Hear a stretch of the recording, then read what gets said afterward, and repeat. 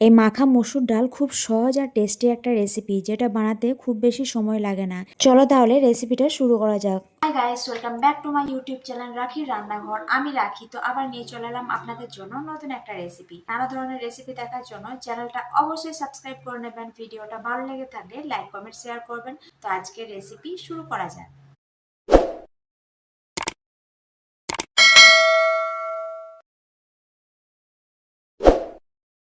প্রথমেই দেখো নিয়ে নিয়েছি একটা বাটির মধ্যে 1 কাপ মতো নিয়ে নিলাম মসুর ডাল।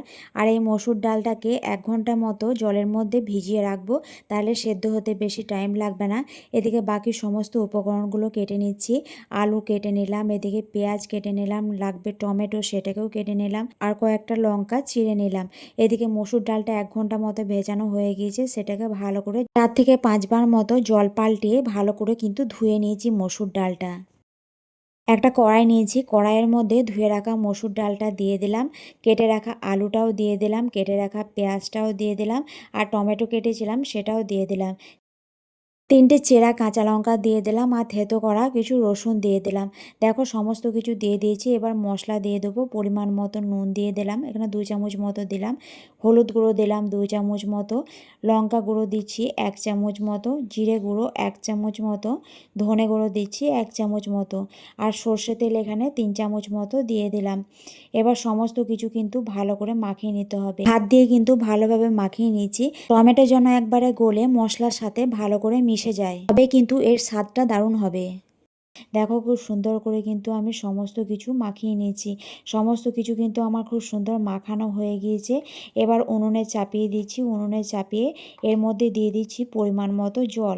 এখানে 3 বাটি মতো দিয়ে দিলাম পরিমাণ মতো জল। যেহেতু সমস্ত কিছু সেদ্ধ হবে, তাই জলটা একটু বেশি পরিমাণেই দিলাম। সমস্ত কিছু কিন্তু ভালো করে মিশিয়ে নিয়েছি, মেশানো হয়ে গিয়েছে। এবার কাশ্মীরি লঙ্কার গুঁড়ো 1 চামচ দিয়ে দিলাম, যাতে কালারটা খুব ভালো আসে। এবার ভালোভাবে এটাকে ফুটতে দেবো হাই ফ্লেমে। এটাকে ভালোভাবে কিন্তু ফুটিয়ে নিয়েছি। আবারও আমি ভালো করে একটু মিশিয়ে নিচ্ছি। সমস্ত কিছু মেশানো হয়ে গেলে এটাকে ঢাকা দিয়ে সেদ্ধ হতে দেবো। প্রায় 10 থেকে 15 মিনিট মতো এটাকে ঢাকা দিয়ে সেদ্ধ হতে দেবো। মসুর ডাল খুব একটা বেশি সময় লাগে না সেদ্ধ হতে, তাই এটা 10 থেকে 15 মিনিট মতো দিলেই ভালোভাবে সেদ্ধ হয়ে যাবে। দেখো মসুর ডাল কিন্তু সেদ্ধ হয়ে গিয়েছে, সমস্ত কিছুই কিন্তু সেদ্ধ হয়ে গিয়েছে। আলু দিয়ে চেক করে নিলাম যে সমস্ত কিছু ভালোভাবে সেদ্ধ হয়েছে কিনা। তো ভালো করে আবারও আমি নেড়েচেড়ে দিলাম, আর জলটাও কিন্তু অনেকটাই শুকিয়ে গিয়েছে। এটা কিন্তু মাখো মাখোই ভালো লাগে, এর মধ্যে কিন্তু জল আর অ্যাড করব না। গ্যাসের ফ্লেম লোতে করে এটাকে বেশ কিছুক্ষণ ধরে এভাবে নাড়িয়ে চাড়িয়ে নিচ্ছি। কিছুক্ষণ রান্না করে নিচ্ছি, জলটা আরও একটু শুকিয়ে নিচ্ছি, যেহেতু এটা মাখো মাখোই ভালো লাগবে। এটা তোমরা ভাত, রুটি, পরোটা যে কোনো কিছুর সাথে এটা খেতে পারো। নুনটা একটু কম মনে হচ্ছিলো, তাই একটু নুন দিয়ে ভালো করে আবারও আমি মিশিয়ে নিলাম। রান্নাটা প্রায় হয়ে এসেছে। এখানে দিয়ে দিলাম পরিমাণ মতো গরম মশলার গুঁড়ো, 1/2 চামচ মতো গরম মশলার গুঁড়োটা দিয়ে ভালো করে কিন্তু আবারও আমি মিশিয়ে নিচ্ছি। রান্নাটা কিন্তু একদম কমপ্লিট হয়ে গিয়েছে। এর মধ্যে শুধু একটু ফোড়ন দিলেই কিন্তু এটা কমপ্লিট হয়ে যাবে। এটা এভাবেও খাওয়া যেতে পারে, ফোড়ন দিলে খেতে আরও সুস্বাদু লাগবে। তাই এর তেলের মধ্যে গোটা জিরে আর শুকনো লঙ্কা ফোড়ন দিয়ে এর মধ্যে দিয়ে দিলাম, তাহলে খেতে এটা আরও টেস্টি লাগবে। তো সমস্ত কিছু নাড়িয়ে নিচ্ছি, আর রান্নাটা কিন্তু একদম কমপ্লিট হয়ে গিয়েছে। এবার এটাকে নামিয়ে ফেলবো। তো তোমরা এভাবে রান্নাটা করতে পারো, তো খুবই সুস্বাদু লাগে খেতে, আর চটজলদি হয়ে যায়। এই গরমকালে গরম গরম ভাতের সাথে এরকম একটা মাখা মসুর ডাল হলে কিন্তু আর কিছু লাগবে না। একবার এই রেসিপিটা ট্রাই করে অবশ্যই দেখো।